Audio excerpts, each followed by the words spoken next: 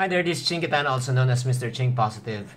For today, my blog, for my YouTube channel today, I'd just like to ask you, naguguluhan ka ba sa ika nga napakarami mong dapat gawin? In other words, ang daming mga priorities, mga urgent matters, pero ni isa, hindi mo talaga na-fulfill, hindi mo natatapos.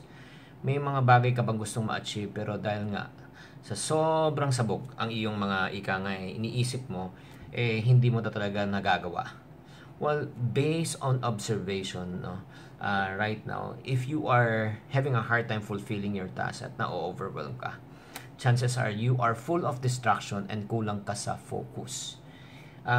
Whether you admit it or not, times really have changed. Napakaikli na talaga ng attention span na karamihan ng mga bata ngayon at ang mga tao ngayon, di ba? Best example, yung naka-open yung phone mo at the same time sa computer, may Viber ka, Facebook, Instagram, di ba? Ang dami siyang mga tinatawag na distraction.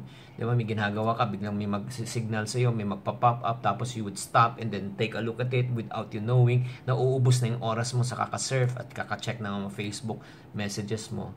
Yun ang nangyayari. So, very, very important na kailangan natin maintindihan. If you want to really solve this issue, na talagang may matapos ka, you got to learn how to focus. So, if you want to learn how to focus, allow me to share with you some practical tips para ma-achieve po natin. Number one, you got to do single tasking. Ano ba ito single tasking? Kasi may mga iba ngayon na natutuwa sila na sila ay daw talagang tinatawag ng multitasker. Marami silang ginagawa sabay-sabay. It will be effective only for a short term, but in the long term, it will never be effective because it will be so much full of stress. Very, very important that you got to do focus tasking or single tasking. Be good at one thing and then focus on one thing and then make sure you finish it before you move on to the next. Aaminin ko na talagang medyo mahirap talaga mag-adjust sa mga ganong tinatawag na single tasking. Kasi yun nga, no offense meant, kung multitasking ka, alam mo mangyari, this will be the result. Panay umpisa, walang tapos. Panay umpisa, walang tapos. So, very, very important na medyo mega focus ka muna. Mag-focus ka muna in one thing and after you finish one thing, that's the time you move on to another thing. Second thing that you need to do in order for you, aside from single tasking or focus tasking, number 2 is turn off your distraction. Mahirap mag-focus sa isang bagay, lalo kung marami kang distraction. Pero sa panahon ngayon, again, maraming mga distraction na nangyari, di ba? So, I would suggest talaga, turn off yung mga ibang mga, like for example, yung Twitter mo, yung Spotify mo, isara mo muna. Then, cellphone mo, i-mute mo muna. Diba? That's what I do every single day in the morning. When I wake up, first thing I do my quiet time with God. And after I read the Word and seek the Word, seek Him, and then it's time na I start doing 1 hour. Ang dapat ko gawin, yung mga urgent ko dapat gawin, I focus. No phone calls, no distraction. So, very, very important na you got to learn how to turn off the distraction and the noises beside you.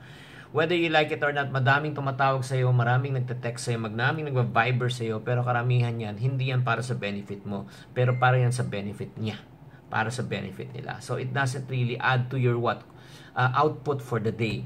So, I would suggest, again, number 1, instead of do multitasking, do single tasking or focus tasking. Number 2, turn off your distraction.